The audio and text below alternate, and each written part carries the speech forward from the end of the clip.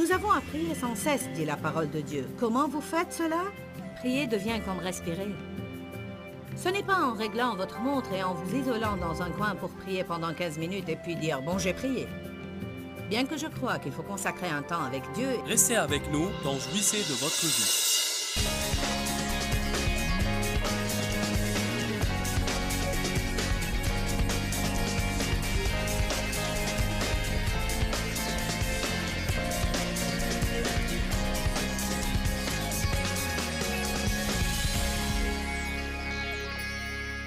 Jacques 5, 16 est un merveilleux verset. J'aime ce verset. À chaque fois que je le lis, il m'encourage à prier, prier et prier. En fait, c'est la seconde partie du verset qui m'intéresse, mais on va le lire en entier.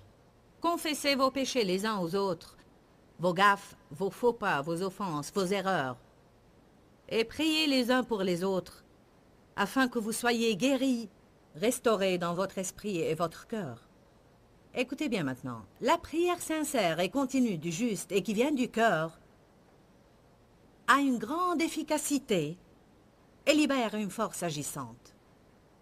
Dites tous, à chaque fois que je prie, une prière sincère et qui vient du cœur, je rends une force puissante disponible.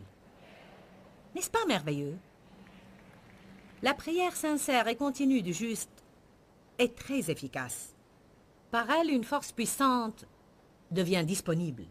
Je vais parler un peu du mystère de la prière. Watchman Nee dit « La prière est l'acte le plus merveilleux et le plus mystérieux dans le domaine spirituel. » Je dis que la prière est un acte spirituel. Elle entre dans le domaine spirituel invisible et amène beaucoup de choses de ce domaine invisible au domaine visible dans lequel nous vivons. Quand je prie, spirituellement, j'entre dans une dimension que je ne vois pas. Et je m'associe avec Dieu dans cette dimension à travers la prière et j'en ramène des choses pour ma vie, ma société et la vie des autres, des choses que Dieu a déjà déposées et mises de côté pour nous dans notre compte céleste. Mais on ne les aura jamais, à moins de prier et de les demander à Dieu. Vous n'avez pas car vous ne demandez pas. C'est une écriture puissante dans la parole de Dieu. Le dictionnaire grec Vins dit que prier, c'est demander, solliciter, supplier, demander l'aide de quelqu'un. C'est d'abord un vouloir, un besoin, puis une demande. Le désir est vraiment un sujet intéressant. J'étais en train d'étudier le désir récemment. Personnellement, je crois que désirer, tout d'abord, avant de demander, nous fera beaucoup de bien. Je crois que Dieu met de bons désirs dans notre cœur. Nous devons distinguer la différence entre les désirs de notre chair et ceux de notre cœur. La Bible dit que l'Éternel nous donnera ce que notre cœur désire, si nous faisons de lui notre désir. Mais nous avons aussi des désirs charnels, et ce n'est pas ce que Dieu promet de nous donner. Le dictionnaire grec Strong's dit que prier, c'est demander, solliciter, réclamer, implorer, désirer ou exiger. J'ai entendu une définition que j'ai beaucoup aimée et qui dit que prier, écoutez bien, c'est demander ce qui nous appartient déjà. Tout ce que nous demandons à Dieu a déjà été acheté et payé comptant par le sang de Jésus. Il est réservé dans notre compte bancaire céleste. Nous n'avons pas à porter Dieu à vouloir nous le donner, car il veut faire des choses pour nous. Tu pourrais avoir de l'argent à la banque, mais si tu ne présentes pas un chèque pour l'encaisser, ton argent restera à la banque. Demandez à Dieu, prier, et comme encaisser un chèque de notre compte bancaire céleste. Mes amis, je crois vraiment que si on comprenait bien la force de la prière, on prierait beaucoup plus. Et la prière ne serait pas un fardeau. Elle serait quelque chose pour laquelle nous serions enthousiasmés. Qu'à chaque fois que Dieu nous mettrait quelque chose à cœur, on ouvrirait notre bouche et lui élèverions notre voix et la demanderions. Nous Nous avons à prier sans cesse, dit la parole de Dieu. Comment vous faites cela? Prier devient comme respirer. Ce n'est pas en réglant votre montre et en vous isolant dans un coin pour prier pendant 15 minutes et puis dire « bon, j'ai prié ». Bien que je crois qu'il faut consacrer un temps avec Dieu et je crois que consacrer un temps pour prier est très important. Je crois aussi que des temps de prière prolongés sont très importants. Mais je pense que ce que Dieu veut vraiment, je ne dis pas qu'il ne faut pas faire ces choses-là, au contraire. Mais je crois que ce que Dieu veut vraiment, c'est qu'on prie alors qu'on avance et on prie alors qu'on vit. On prie pour notre cheminement dans la vie et pour nos affaires quotidiennes. Et même quand on se réveille la nuit pour aller aux toilettes, on prie en y allant et en revenant. Vous priez quand vous vous levez la nuit pour aller aux toilettes en disant « Je t'aime, Jésus ». Je fais ça tout le temps. Ce sont ces choses-là que Dieu désire vraiment. Amen. Imaginez comment vous vous sentiriez si à chaque fois que l'un de vos enfants vous voyait, il disait « Je t'aime, maman ». « Je t'aime, papa, vous êtes merveilleux ». Ça me touche quand l'un de mes enfants entre chez moi et me dit « Hey, maman, tu es merveilleuse, à bientôt ». Amen. Ce sont des choses qui développent les relations. Pourquoi les gens ne prient pas? Ils ne réalisent pas la force de la prière. Ils ont des sentiments d'indignité, alors ils sentent quand ils prient que leurs prières ne seront pas exaucées. Retournons à Jacques 5 pour établir les choses une fois pour toutes. La prière fervente et continue du juste. Vous dites, voilà mon problème, car je ne suis pas juste. Si tu es né de nouveau, tu es juste. Je n'ai pas dit que tout ce que tu fais est juste, mais j'ai dit, tu es juste et il y a une grande différence entre les deux. Être juste, c'est pouvoir se tenir devant le Seigneur grâce au sang de Jésus. 2 Corinthiens 5, 17. Si quelqu'un est en Christ, il est une nouvelle créature. Verset 21. Celui qui n'a pas connu le péché est devenu péché, afin que nous devenions en lui justice de Dieu. Vous êtes devenus justice de Dieu par le sang de Jésus. Vous n'êtes pas justifiés par vos œuvres. Vous êtes justifiés par le sang de Jésus. La justification signifie qu'on est devenu juste comme si on n'avait jamais péché. Alors je peux m'approcher avec assurance du trône grâce au sang. Le verset 17 nous donne un exemple très clair sur la justice. Élie était un homme de même nature que nous. Il était humain. Il avait des sentiments comme nous, des émotions, et une constitution juste comme la nôtre. Il pria pour qu'il ne pleuve pas et il ne tomba pas de pluie sur la terre pendant 3 ans et 6 mois. Puis il pria de nouveau, et le ciel donna de la pluie, et la terre produisit son fruit comme d'habitude. Pourquoi cela est mentionné ici? C'est comme s'il est mentionné entre... Voilà qu'on est en train de parler de la prière, et puis on lit ces versets à propos d'Élie, et maintenant, il parle de ramener les personnes égarées loin de la vérité. Cette histoire a été insérée là pour que, si vous sentiez que vous n'êtes pas juste et que vous ne pouvez pas prier de manière effective, vous penserez à Élie, qui a expérimenté les victoires et les défaites. On expérimente tous cela. Nous avons tous des victoires et nous avons tous des défaites dans nos vies. Nous avons de bons jours, nous avons de mauvais jours, nous avons des jours glorieux, nous avons des jours spirituels, nous avons des jours charnels. J'aime bien Hébreux chapitre 4, versets 15 et 16, qui dit que nous avons un souverain sacrificateur qui nous comprend. Alléluia. Est-ce que cela vous réconforte aujourd'hui? Jésus vous comprend. Pourquoi? Parce qu'il a déjà vécu dans un corps charnel. Il a expérimenté la tentation. La Bible dit qu'il a été tenté comme nous à tous égards sans commettre de péché.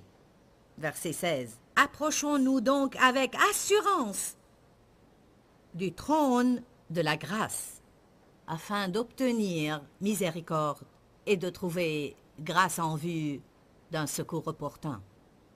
Jacques chapitre 4, verset 2. Ouvrez sur ce passage pour un instant. En fait, nous allons lire le premier verset tout d'abord. D'où proviennent les luttes, les dissensions et les discordes? D'où proviennent les conflits, les querelles et les disputes parmi vous? Je vais redire ça. Qu'est-ce qui garde les gens en colère tout le temps? Pourquoi sommes-nous toujours énervés de quelque chose, insatisfaits, mécontents? Nous voulons que quelque chose change dans notre vie, mais sans résultat. Ne proviennent-ils pas précisément des désirs égoïstes et de vos passions qui combattent sans cesse dans vos corps? En d'autres termes, notre mécontentement est dû aux choses que nous voulons. Nous voulons que les autres changent. Je ne veux pas que tu agisses de cette façon, mais autrement. Ne te comporte pas de cette façon, mais autrement. Je ne veux pas être comme ça, je veux être comme Jésus. Je ne veux pas que mon patron agisse de cette façon, ni mes voisins non plus. Je veux une meilleure maison, je veux une meilleure voiture, je veux. Si on garde Jésus hors de ce cycle, on n'aura jamais ce que nous voulons. Vous convoitez. Vous voulez ce que les autres ont et que vous ne possédez pas. Écoutez maintenant cette déclaration. Vous êtes meurtrier, car haïr les autres est un meurtre en ce qui concerne vos cœurs. Vous dites personnellement, je ne hais personne. Il y a beaucoup de jalousie, beaucoup de convoitise, beaucoup de rancune envers les gens parce qu'ils ont ce que nous voulons et il semble que nous n'allons pas l'avoir. Ça va, vous n'avez pas à réagir. Vous pouvez jouer les innocents. Vous vous consumez en jalousie et vous êtes en colère et vous ne pouvez rien obtenir. Vous bataillez et vous vous disputez. Puis il nous donne la solution, la fameuse solution. Vous ne possédez pas parce que vous ne demandez pas. Ça veut dire que si vous voulez quelque chose, n'importe quelle chose, demandez-la moi. Demandez-moi. Il continue en disant, si ce que vous demandez est bon, je vous le donnerai. Nous ne sommes pas toujours assez intelligents pour savoir ce qu'il faut demander. Vous savez cela? Jésus a dit, si vous me demandez du pain, je ne vous donnerai pas une pierre. Et si vous me demandez un poisson, je ne vous donnerai pas un serpent. Mais vous savez quoi? On croit parfois qu'on demande du pain, mais en réalité on demande une pierre. Et il vaut mieux qu'on soit content que Dieu ne nous le donne pas. Amen. Il se peut parfois qu'on demande une chose ou il y a une certaine personne que nous désirons dans notre vie sans réaliser qu'on ferait entrer un serpent dans nos vies. Alors, quand est-ce qu'on va vraiment faire confiance à Dieu et dire, tu sais Seigneur, j'ai la foi que je peux te demander quoi que ce soit, mais tout ce qui n'est pas conforme à ta volonté pour ma vie, je ne le veux pas, et si je ne le reçois pas, j'ai la foi que soit le temps n'est pas convenable, soit il y a mieux que tu veux me donner et je ne suis pas encore assez intelligent pour le demander. Mais c'est décidé, je ne vais pas me sentir lésé parce que tu ne me donnes pas tout le temps tout ce que je veux. Vous êtes les enfants de Dieu et il veut que vous soyez bénis. Et il veut vous donner non seulement ce que vous voulez, mais ce qui est le mieux pour vous. Allez, combien de fois on dit à nos enfants non et ils ne comprennent pas et on leur dit, vous ne comprenez pas que notre refus est pour votre mieux. Et on veut qu'ils nous fassent assez confiance pour croire cela. J'ai toujours été une personne qui essayait de faire les choses par sa propre force. J'avais un grand problème avec ce que la Bible appelle les œuvres de la chair, c'est-à-dire qu'on essaye par notre propre force de faire le travail de Dieu. J'essayais de me changer moi-même, j'essayais de changer Dave, j'essayais de changer mes enfants, j'essayais de changer ma vie, j'essayais de faire de sorte que mon ministère se développe. C'était toujours relatif à moi et à ce que je faisais. Que veux-tu que je fasse? Que veux-tu que je fasse? J'ai découvert que ce qu'il veut, c'est que je prie pour ce que je veux et que je crois qu'il travaille. Quoi qu'il me demande de faire, je le ferai, mais je ne vais pas faire n'importe quoi et m'attendre à ce qu'il le bénisse. Il est l'auteur et le consommateur de notre foi, mais il n'est pas obligé de terminer ce qu'il n'a pas commencé. Vous m'entendez? Souvent, on commence des projets, puis on en veut à Dieu s'il ne les achève pas. Il ne faut pas qu'on fasse nos propres plans et qu'on prie pour qu'ils réussissent. On doit prier tout d'abord, puis mettre des plans approuvés par le Saint-Esprit. Prier par l'Esprit en tout temps et en toute occasion. Alors, il y a différentes saisons et différents genres de prières dans ces saisons. Quand j'ai un problème, je dois prier une prière d'engagement, car je dois donner ce problème à Dieu. Et quand Dieu me bénit, je dois le remercier. Je dois faire une prière de reconnaissance. Maintenant, je vais vous parler de la prière de consécration. Cela est très important, car on a à faire des prières de consécration de façon régulière. Vous dites, c'est quoi cette prière? On trouve la réponse dans le premier verset du psaume 25. Pas besoin d'ouvrir vos Bibles, mais il dit tout simplement, j'aime lever les mains chaque matin et faire cette prière. Vers toi, Seigneur, j'élève mon âme. C'est une prière de consécration. Me voici, Seigneur, j'élève mon âme vers toi. Et non seulement mon argent, mais mon âme. Non seulement 1 heure dimanche matin, mais mon âme. Psaume 25, verset 1. Vers toi, Éternel, Tout-Puissant, j'élève ma vie entière.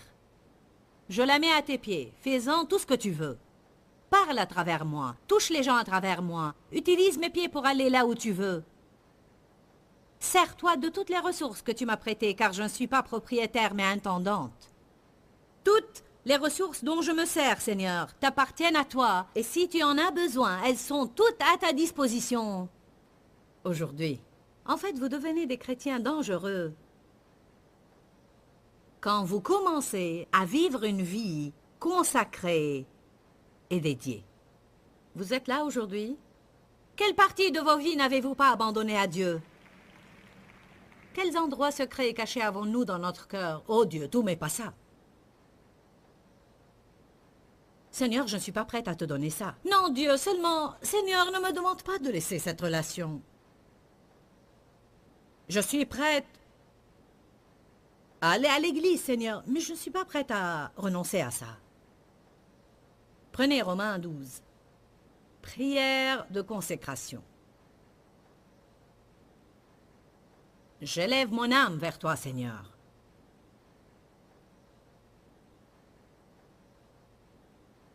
J'aime Romains 12, 1. J'aime prier la parole.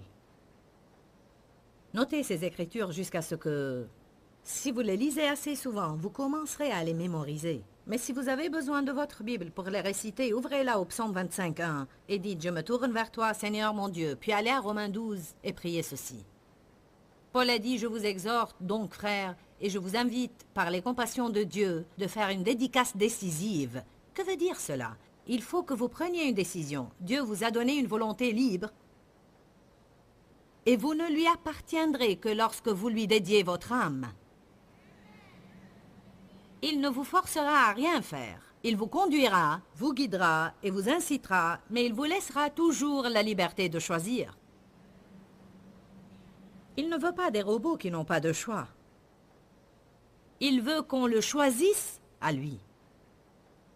Il veut aussi qu'on lui sacrifie notre vie volontairement à l'autel chaque jour et qu'on lui dise « Seigneur, que ta volonté soit faite, pas la mienne ». C'est une prière très puissante que vous pouvez prier. Que ta volonté soit faite, non la mienne. Que ta volonté soit faite sur cette terre et non pas sur la terre, comme au ciel. Nous sommes formés de la poussière de la terre, nous sommes terre, que ta volonté soit faite sur cette terre. Allez, comme elle est faite au ciel.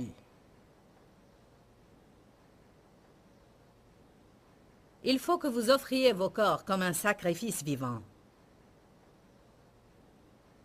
Je pourrais rentrer dans des détails que vous n'aimeriez pas entendre.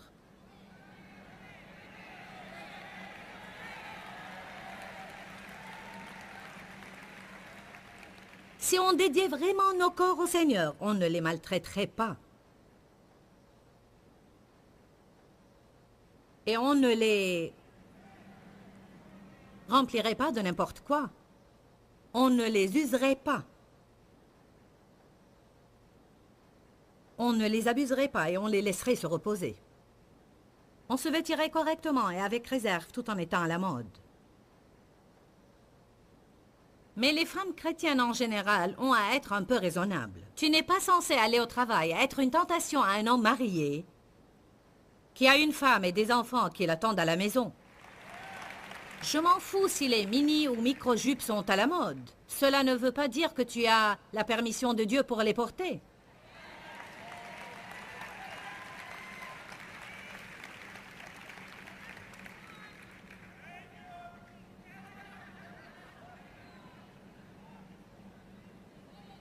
Mais c'est la mode. Offrez et dédiez vos corps. Et tu n'as pas à avoir l'air démodé. Habille-toi décemment. Amen. Mais que tout se fasse avec bienséance et avec ordre. Et fais attention à ce que le haut de ton vêtement ne soit pas trop décolleté. Et que ta jupe ne soit pas trop courte. Et que le tissu ne soit pas trop transparent. Et que tes vêtements ne soient pas trop collants. Bien.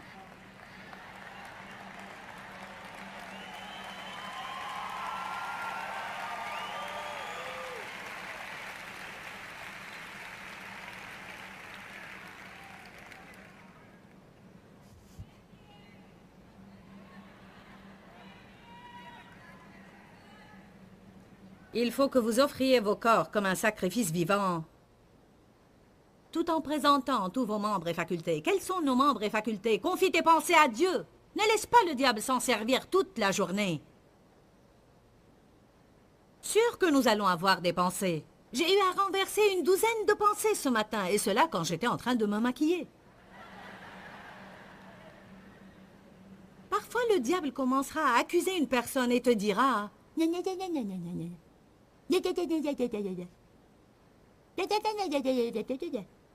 Et cela pendant que tu essaies de t'habiller pour sortir. Comment tu interromps les mensonges de Satan? Ouvre ta belle petite bouche jointe et dis, il est écrit. Je suis empli d'amour, et l'amour excuse tout et croit tout. Rien ne prouve que cette personne est aussi méchante, et je ne vais pas te croire, Satan. La parole de Dieu change notre façon de penser, mais nous sommes paresseux. Si seulement Satan me laissait tranquille, ne compte pas trop là-dessus. Si seulement je n'avais pas de problème avec mes pensées. Si seulement je n'avais pas de problème avec mes pensées. Si seulement je n'avais pas de problème avec mes paroles. Souhaiter ne changera rien. Nous devons prendre position pour faire ce qui est juste. Amen.